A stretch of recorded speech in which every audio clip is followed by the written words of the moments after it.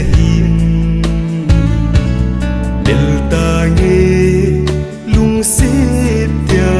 cái gel rong lên ngay lụt nan e phal